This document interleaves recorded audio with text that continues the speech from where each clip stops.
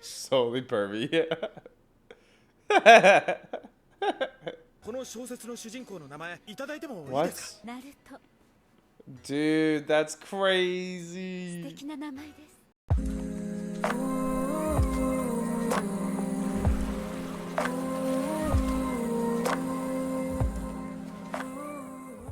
Hey, what's going on, everyone? Welcome back. We are getting back into Naruto today, episodes 127 to 128. Hope y'all are having a good day. I am a little unprepared for these episodes, I'm not gonna lie. After the last set, shit's about to go down. I can feel it coming, y'all. I rewatched the last episodes. I just recorded 125 and 126 yesterday, so usually I don't watch them back-to-back days, but in this case, I have to. I was rewatching it last night with my girlfriend Bethany, and dude, just those reveals were so good, but like we're both a little scared for Jiraiya, our boy Jiraiya, man. Like Bethany was like already starting to mourn. She's like, he's definitely gonna die. She's like getting all sad. And then this morning we woke up and she was like getting ready for work, and she was like, I'm just sitting here mourning Jiraiya already. Hopefully we're wrong, but yeah, I mean, just the way they set it up, it definitely is not a good look, man. I'm nervous, so hopefully I'm wrong. But yeah, that's kind of I guess where my mentality is going into these episodes. I'm a little nervous for it. Let's go recap the characters from last time, though. We gave MVP to Pain. The Pain drop. So cool. We get a name for, I guess not the real leader, but I don't know, just very cool that we actually get a name, and the name is pretty badass. Adds a lot of context for some of the comments people have been saying too. For the best moment, we gave that to the Madara reveal, or Toby. Yeah, very unexpected with Toby being Madara, and then just Madara in general. Like, I know Madara has been mentioned before, different points in the show. I still can't remember what the other point was, but like back in classic Naruto, they definitely had to mention him. Like, I swear I remember something, but I can't pinpoint exactly what it is. The only thing I definitively remember is like the Nine-Tail mentioning him in the whole scene with Sasuke and in Naruto in the beginning of Shippuden, but I don't know. For the funniest moment, we gave that to Tsunade, saying, she can't drink, she won't drink, she's the Hokage, she can't go out day drinking, can't go out and darty, and then she gets lit, bro. It just switches scenes. Big sake bottle being just slammed on the table. And then for the Sacco, we gave that to Danzo, even though he's not really in it. The Foundation's mentioned. Fuck him, he gets Sacco. But yeah, I think we can probably go ahead and get into this episode. If y'all enjoy these reactions, consider dropping a like, subscribe if you want to follow for more. All that good YouTube shit helps out the channel a ton. Really appreciate it. Also, check out the Patreon link below if you want early access, uncut access. We're about 4 weeks ahead there. But yeah, appreciate y'all being here. Let's go ahead and get into it.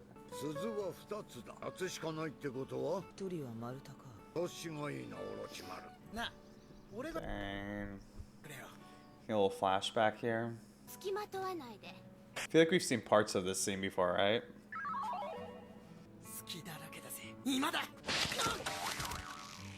It's just like Naruto.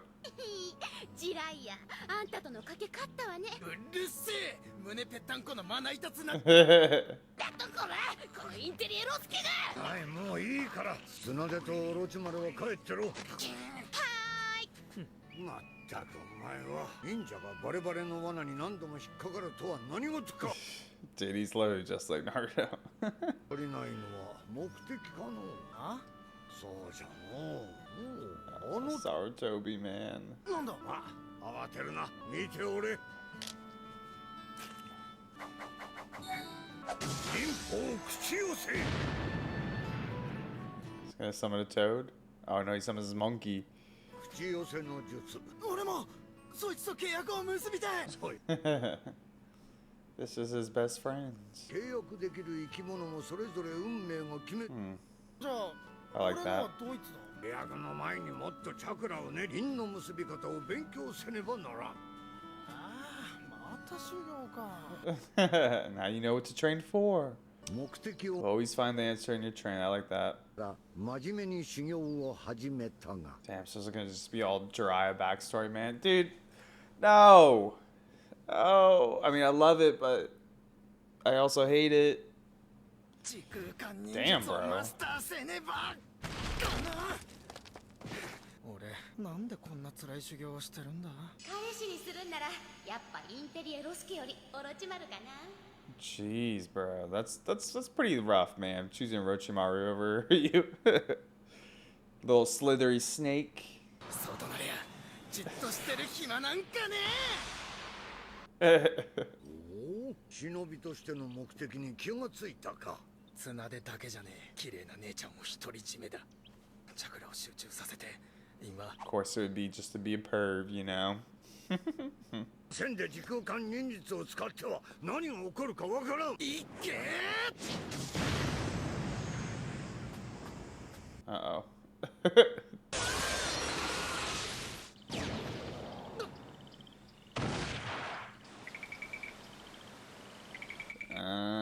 So this is how it happens. Gamabuta. Oh God. あいやまたね。その結果このジライア様が勝った。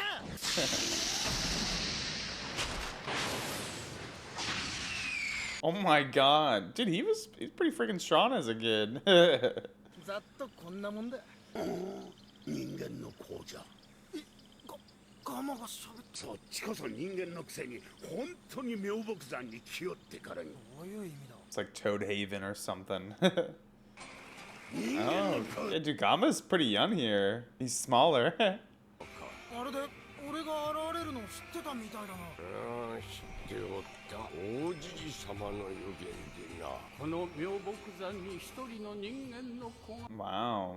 その子にガマの力を与え予言を与える。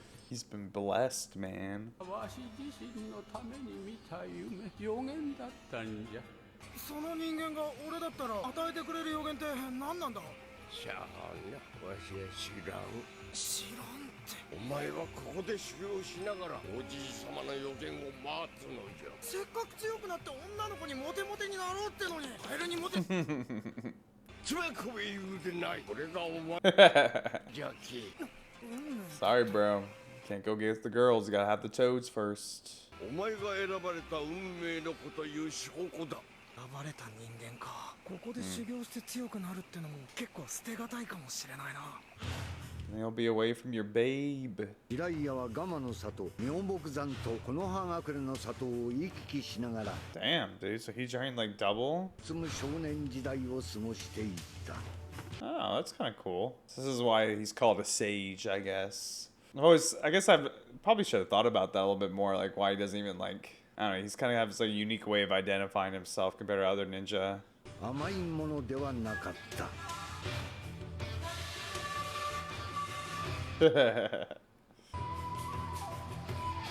I like this old frog, man. Aww. Damn, this is making me think back to the first time Naruto and Jiraiya met, where he had him sign the contract too. ここへ来て確かにわしは強くなった。でも相変わらず綱では冷たい。そもそも選ばれた運命を持つ人間の目的が女の子にモテることだけでいいのか。それだけのためにわしは強くなろうとしているのか。ジライア、ジライア、 It's a little bit of a superficial reason, right? ジライア、王子様が呼んじょる。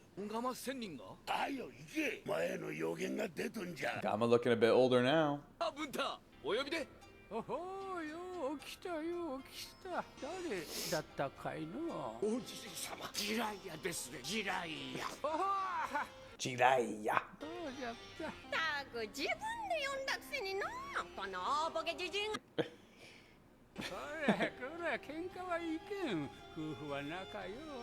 This is an old ass looking frog, man. He's got all the little like wrinkles on his lips. The eyes. 王子様はお前の夢を見られたんじゃ。お前も知ったの通りこれは予言じゃ。殺してつけ。では伝える。わしの夢ではエロいだけのお主もいずれ立派なし。そして一人前に弟子を持つことになるのじゃが。エロいだけって。Solely pervy. 忍びの世に大きな変革をもたらす忍びになる。Dude. 変革？世にそれまでにない安定をもたらすか破滅をもたらすか。どちらかの変革じゃ。どちらかってどういうことですか？いずれお主には大きな選択を迫られる時が来るじゃろう。Oh God. 選択？その選択次第で世の変革がどちらに転ぶか決まってしまうのじゃ。 Jeez, that's a lot of freaking pressure, man. Good luck, Jiraiya. どうすればいいんですか？正しく選択するには。夢では世界を歩いて本を書いておったの。なんでまた？わしにも理由はわからんがの。世界を巡り神羅万象を見てま。And this frog knows what's up, or this toad. この予言今までに外れたことは？ It's like, yeah, all the time, dude. ないの。 Oh, never mind. Obviously, I can't prophesize what he's gonna say. おう、今のわしじゃ変革者を導くことなんてできん。ましてや正しい選択なんてできるわけがない。もっといろんなことを。 I'm curious who, like, the person he's supposed to train is. Like, is that Naruto or is it the fourth Hokage? Right? Like, there could have been other people. それがわしの運命らしいからな。 I'm assuming it's supposed to be Naruto, but ジライヤが大釜仙人の夢の意味を求めて放浪の旅をしている頃、世の中は次第に騒がしくなっている。忍び五大国の統治による平穏も危うくなり、この揺らぎは各国に侵略や内乱を呼び起こし、人々の生活をも脅かし始めた。お若いの、なんで旅をしておる？自分の運命を探してるんだ。ある方が見た夢のままに世界を歩いている。おお、どうした？一つどうじゃ？シアメじゃ。 Aw. Oh my God! What the fuck? Bro, that shit's cursed. That actually scared me, dude. 運命は探すものではない。やってきた運命に乗っかるものだとな。戦乱の時が迫っておる。平和な時。 Puppet master here. 悪理の技もどこかの大名に高く売れるかもしれん。あやつもまた忍びか。奴は破滅の時代の波に乗ることを選択したんだの。しかしそれでは。Different perspectives. ねえ、何を書いてんの？時代の波に乗るだけじゃこの世を今までなかったような平和にするための変革は無理だってことな。ねえねえ、変えるなら私を変えてよ。そうだの。 She's playing him like a fiddle. こんなのイカ様だ。こんなもんに金なんか払えるか。あいや待たれい。この喧嘩。くそ、なんてひでえ運命だ。こいつ今の世の流れに不満を持っておるのか。どうだ一貫。わしも。 I like hearing Jiraiya's like internal dialogue a bit more, like his thought process. そんなもん探しても無駄さ。俺たち一族だけじゃ大国の忍び里には太刀打ちできねえ。なんだこいつ。愚痴を言っとるだけかい。それは違うぞ。僕はある里で子供たちを教えている。困難な運命に向き合った時、どう対処すべきか、その方法を。教育で戦が止められるってのか。ええことを言うんじゃねえ。何？ He escalated so quickly. This guy needs to chill, bro. より良き選択肢を選ぶ力を身につけさせることはできるかもしれん。お主に問うその選択肢とは。死ぬか生きるかの選択肢を僕に教えられるのは生き残るための方法だけだ。それだけではダメなんだ。わしはこの世に平和をなせる変革者を選ばねばならない。 Dude, yeah, Jiraiya had a lot of pressure on him from this prophecy. He really took it to heart. この世に破滅をもたらすか、今までなかったような平和に導くか、これは皆の心がけ次第だ。ほうこいつひょっとしてお主ひょっとしてわしの探している人間かもしれん。この世を平和に導くにはどうする？世は戦乱に向かって動き始めたのだ。もう止められん。でも今心がけ次第と。どうやればこの人たちの運命が変わるのだ？ただひたすら祈りなされ。人にできることはそれしかない。Yeah. やはりこの男も違ったか。I like seeing all the different perspectives of people for, you know, how to handle your fate and destiny in these times, these difficult times. Everyone has like a different outlook. 普通の人たちが住む村、なぜ忍びが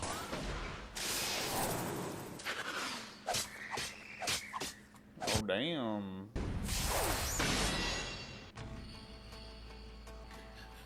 その手裏剣術、お前風魔だな。なぜ平穏に暮らす人々の村を襲う？お前も忍びだろう。弟子とするべき男と出会うため旅をしている。何を悠長なことを。今や各国のバランスは崩れ、いつ大戦に発展してもおかしくないというこの時期に、あの村も忍びが潜入しているという情報のもと潰されたのだ。ただ So, yeah, that's fucked. 潰さなければ潰される。ためらった者はやられる世の中だ。Man, I love all these perspectives. 煙玉か。Destroy or be destroyed. Kill or be killed. なかなかやるの。お前も忍びなら見逃すことはできぬ。諦めろ。これが俺たち忍びの運命だ。一言いいか。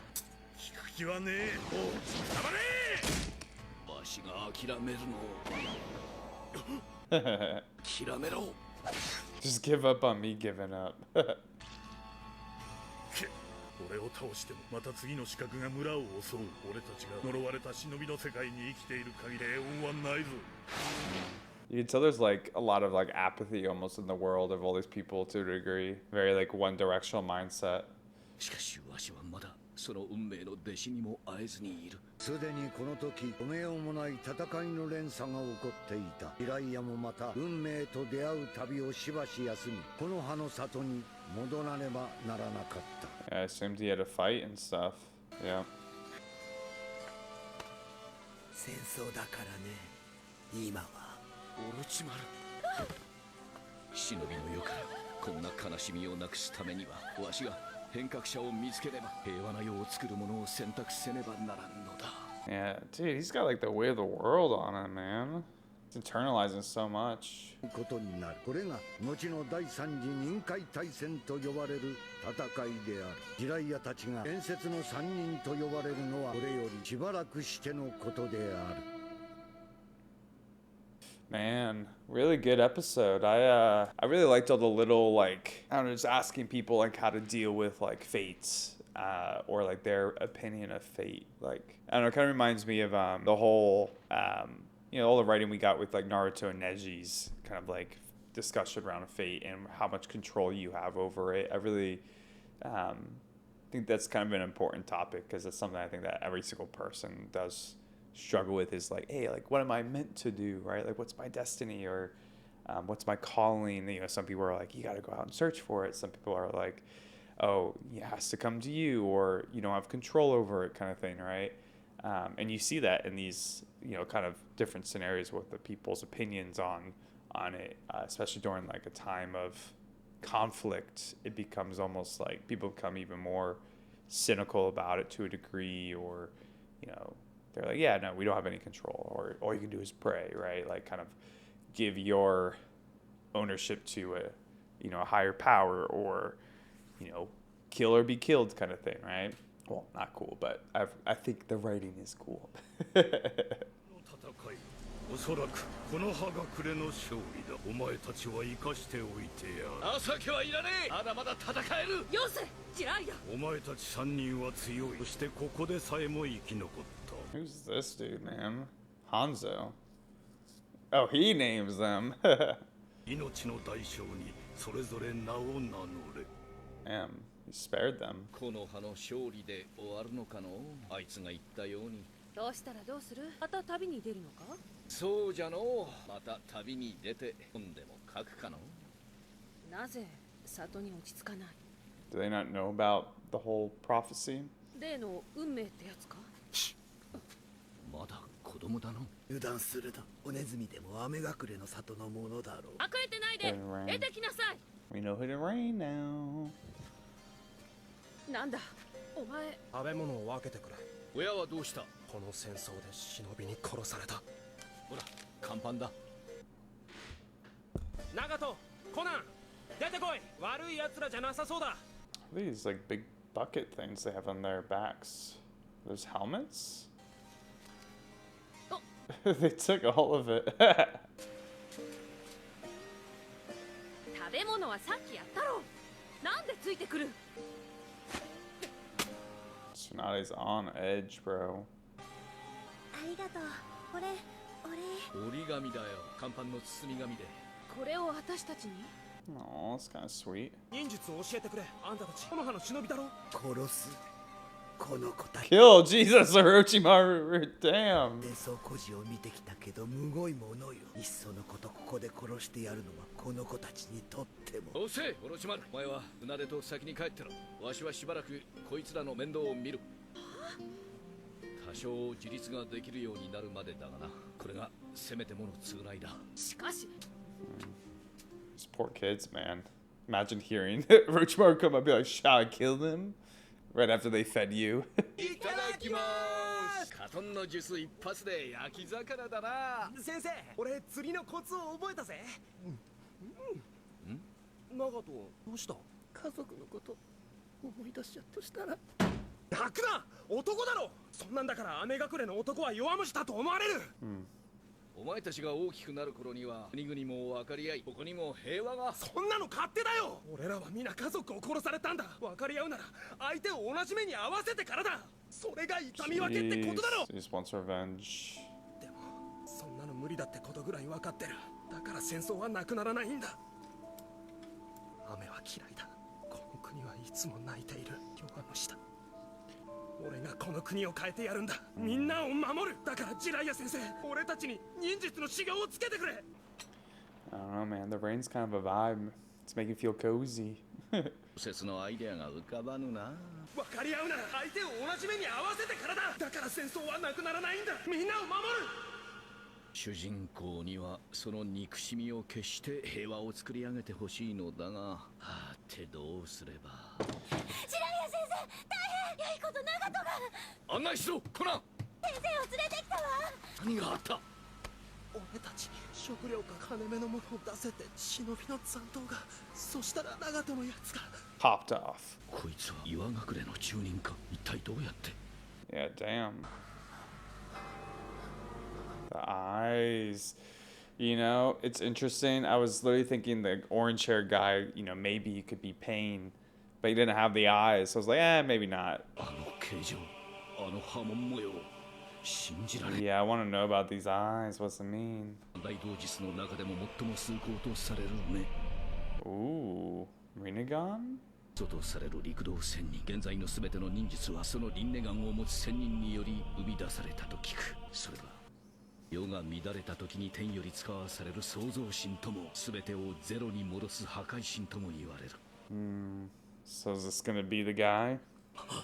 では伝える。わしの夢ではエロいだけのお主もいずれ立 Solely perfect.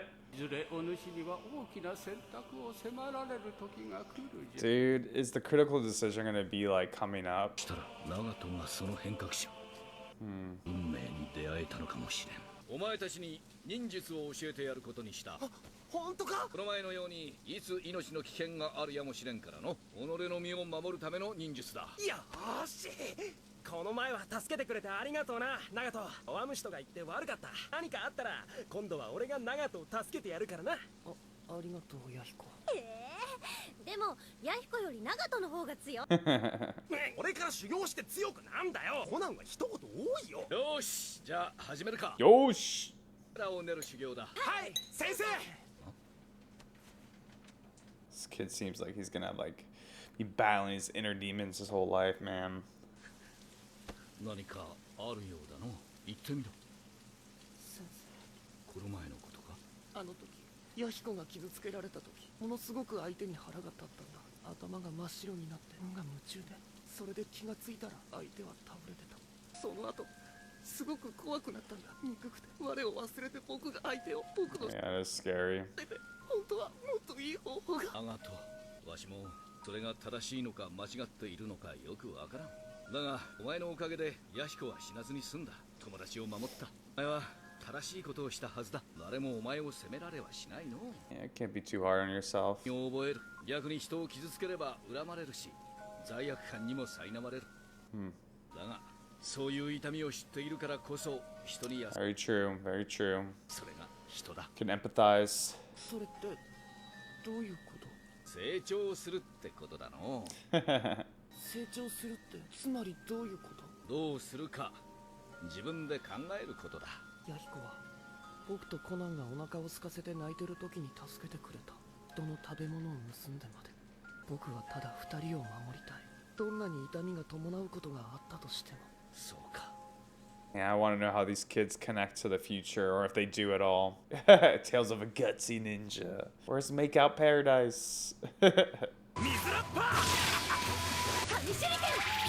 Dude, it's definitely fucking them. That girl is the one that, oh god, dude. わしの影分身をやるまでになるとはの。これで安心して里に帰れる。Yeah, that's Pain and the other girl. これからはお前たちだけでやっていけ。この3年間よく頑張ったの。もっと泣くなヤヒコ。ワムシだと思われるぞ。He gave him 3 years training them. 大きくなったらまた会おうの。この国は貧しいし、この先悲しいことも多々あるだろう。だが今度はお前たちの力でこの国を変えてゆけ。お前たちは成長した。そうだろう。ありがとう、先生。Now he's about to go infiltrate. Dude, this is crazy. 第三次臨海大戦は続いていた。いいな、綱で下ろし回る。あっ、幸せの術。この葉の里のSquad. 功を挙げ伝説の名を欲しいままにしていった。この戦いいつまで続くのか、どうやれば終わらせられるのか。そんな方法あるわけないわね。憎しみは憎しみを生んでゆくからね。Yeah, it's true. 方法はわからん。だが必ず平和をつかむ。そう信じる者がいる限り希望はあると思うがの。I'm liking getting to see more of Orochimaru too in these flashbacks. And Tsunade, of course. どうした？あの子たちが死んだ。わしは正しい選択肢を選ぼうと努力してきた。それが自分に与えられた運命だと。Was I wrong?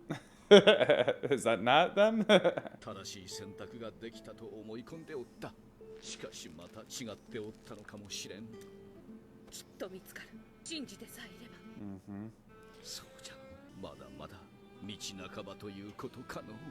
Just gotta keep moving, man. Keep having faith. 長きにわたる第三次臨海大戦をこの葉の勝利に導いたのもまたジライアの優秀な弟子の一人波風湊であった。長かった。長すぎた。これからどうする？そうだの。また旅に出るかの。どこかでこの世を変える弟子に出会えるかもしれんからの。I don't know, man. ジライアの運命なのか。Those 3 shinobi, the little ones in the Rain Village. I don't think they're dead. Or at least 2 of them aren't.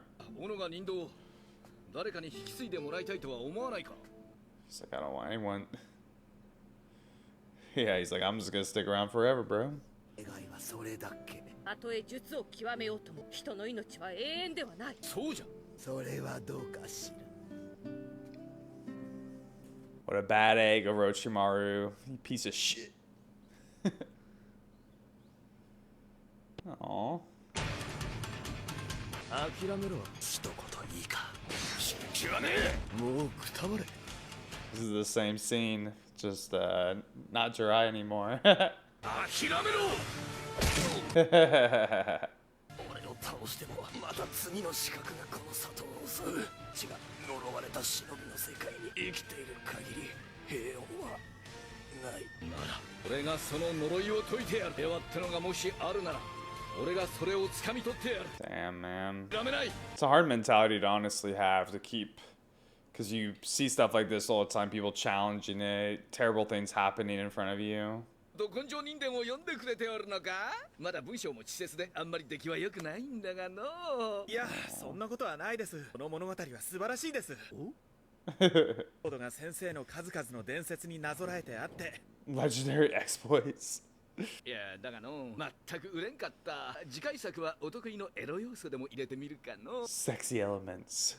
主人公最後まで諦めなかったところがかっこよかった。先生らしいですね、この主人公。そうかの。で、俺思ったんです。I love how bashful he's getting. こんな主人公みたいな忍びになってくれたらいいなって。だからこの小説の主人公の名前いただいてもいいですか？おい、そんなんでいいのか？ラーメン食いながら適当に決めた名前だぞ。ナルト。Dude, that's crazy. 素敵な名前です。 Oh man. I wonder Jiraiya had such a connection to Naruto from the start, man. Like. あったくことはわしが名付け親かの。わしなんかで本当に。Oh, really? 先生だからこそです。本当の忍びの才能を持つ立派な忍者であなたほどの忍びはいませんからね。Oh man. Naruto is lucky, man. を求めさまよい旅を続けた。ジライヤがこの葉隠れの里でナルトと出会うことになるの。 Yeah, when did he actually first meet him? 後のことである。 Was it like when we saw it in Classic, or did he see him as a babus? Dang, dude, that was cool. There's a lot I need to go back through for these episodes. Like, I feel like this is a very dialogue-heavy set of episodes. It's really interesting on Jiraiya's character, especially, but yeah, like the lore with the three kids from the Rain Village. Yeah, like I don't know, the whole thing of like destiny and whatnot, I think is, of course, really interesting with Jiraiya's character. But I'm imagining that like that critical decision has not been made yet. It's to be made at present time, you know? Oh, I'm nervous. This keeps making me nervous. All right, y'all. Tales of a Gutsy Ninja. Really love the name of these episodes, name of the book. It ties so much to Jiraiya's backstory, obviously, but even Naruto and the name of Naruto and just how much loaded weight there is there. Yeah, y'all, lots of really good details and honestly a lot of like morality in these episodes around Jiraiya's character, this prophecy he has, destiny, purpose, fate. So many like very like strong and weighted I don't know, terms or themes that you know, I think all of us can probably relate to in some degree. I guess let's start at the beginning, kind of around Jiraiya's purpose as a young ninja. He seems to be struggling much like Naruto was with the 2-belt test. You know, he's a little bit further behind than Tsunade and Orochimaru are in terms of their training, their skill set. And Sarutobi notices this in him. By the way, I love seeing young Sarutobi and these three in this belt test. It's almost a nostalgic feeling, you know? I know we've seen this scene before, but there's something else with getting it kind of spread out or, you know, getting more screen time for. I just really enjoyed that. But yeah, Sarutobi notices this in Jiraiya, and he tries to motivate with him with teaching him some ninjutsu. And I really like how this kind of gives more importance to Jiraiya kind of being this toad sage and carrying around the you know, the scroll of where everyone kind of signs the contract with the toad.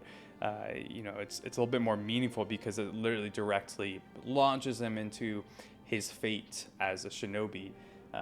You know, he lands on what, Mayobuku, not Mayobuku, where the toads are, the Toad Haven. Gamabunta's there, and he's a lot younger. I really enjoyed that. But, you know, immediately he's kind of thrusted in this line of fate. The Toad's like, hey, we've been waiting for you, human. Like, you're the one who was meant to come. We've had this prophecy for a while from our elder Toad. And so Jiraiya learns how to be a sage of, you know, the Toads and a shinobi at the same time. Honestly, he really balances a lot of training. I think it's kind of impressive, to be honest. You see his growth so quickly in that. But by the time the prophecy actually comes, Jiraiya's quite a bit older. He seems to be like a little bit like more like a young man at this point. And, you know, let's kind of go through the prophecy because I think it's probably one of the most interesting parts, especially connecting to present day now and where we're at in the show, and some of the characters we meet in this flashback. So supposedly Jiraiya is supposed to become this splendid ninja, and he will have a disciple of his own who will become a ninja as well, who will bring about great change in the ninja world. and it's either going to bring great stability that's never been seen, or even greater destruction than that's ever been seen. And it'll be up to Jiraiya. He'll be forced to make a critical selection that will decide between these two, stability or destruction. And, you know, he's like, well, how do I go about this? And the Elder Toad's like, well, I saw you traveling around, talking to people, seeing the world, and writing novels or writing, you know, tales and stories. And I want to start there with what it takes for Jiraiya to kind of follow his fate or his destiny here is seeing the world, you know, experiencing the world, experiencing people, experiencing different mindsets, experiencing and interpreting these experiences into his own writing, his own understanding of them. I really like that part, especially with the different people that we see that he inquires about, right? He's trying to find this revolutionary, but he needs to understand people's different perspectives, or you know, ask people about their perspectives, see if they're kind of the right ones for this, you know? And so there's multiple people he meets. You know, he meets that puppet master who, you know, kind of says that destiny is not something you search for. It's something that you latch onto when it presents itself. And he's kind of riding the wave of the time of war because it's advantageous to him. So Jiraiya's like, I don't know. That doesn't seem like somebody who would bring about change. He's just riding the wave, not trying to actually direct the wave. And then we get the second person who really can only complain about the state of the world and doesn't take any like accountability or ownership of it.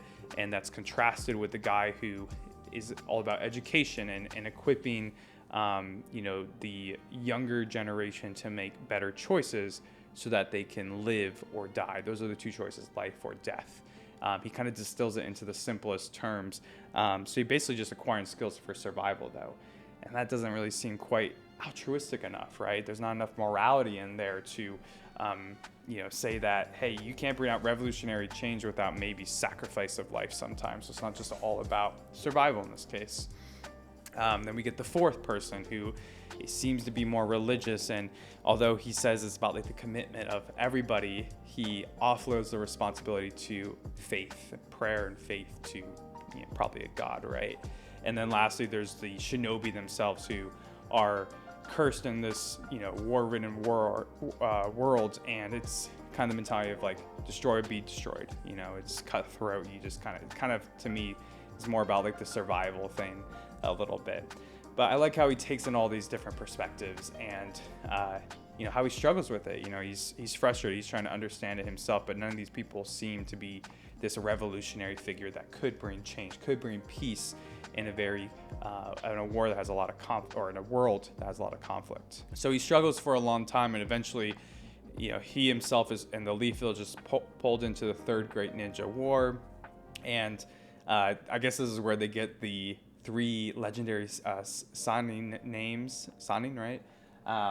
And I thought it was interesting that it was a ranged shinobi that gave it to them. I kind of thought it would be someone from the Leaf that coined that term for them, but I think it almost makes it better that it was another village. That guy himself seemed pretty interesting, like the fact that he was so strong that he like spared them versus like them earning the name through accomplishing something grand or whatnot. I mean, of course they lived in this fight, and maybe that's grand for whoever this shinobi they face is, who seemed very strong, but still kind of interesting. I wonder if we'll learn more about Hanzo, right? Hanzo.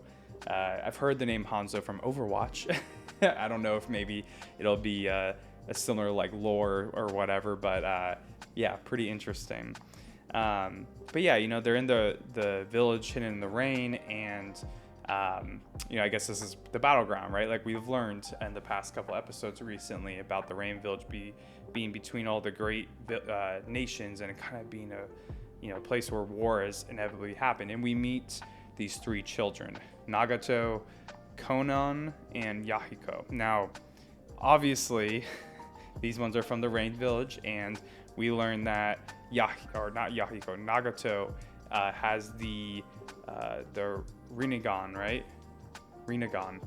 I guess the most noble of the three visual jutsus. Now, noble to me doesn't necessarily mean the strongest. Maybe it could be. I mean, it seems to imply that it's the most rare out of all of them. So I would think it's the most strong, but I'm curious about like what the strengths of it are. I think it's also cool that there's this whole lore that this this jutsu comes from this sage of the six paths, the father of all ninjas, who has passed down the jutsu that we all know today. And there's like a myth that these eyes, the Rinnegan, comes and inherits itself into like people during times where there's a lot of corruption and great change needs to happen, great creation or great destruction, it says. So it aligns really well with this destiny, and you can tell that Jiraiya kind of not attaches to it, but like he's curious about these three children. He takes in these three children originally because they're starving and they don't have any way to protect themselves. Their parents were killed by the war, and he kind of inherits the responsibility. He says, this is also part of my destiny. And I think that's kind of an important part. It's a small part, but it's important because it helps lead him to these three ninjas, or at the time not ninjas, but kids who might have the mentality of bringing about a revolution for peace, potentially, to protect the people that they care about. But it first took Jiraiya taking the ownership to take care of these kids during a war when he probably maybe shouldn't have, or like he easily could have passed that responsibility from, kids that aren't part of his village. So I thought that was interesting. I think it shows how Jiraiya's purpose has helped him grow to understand where it's important to take on responsibility and accountability for things.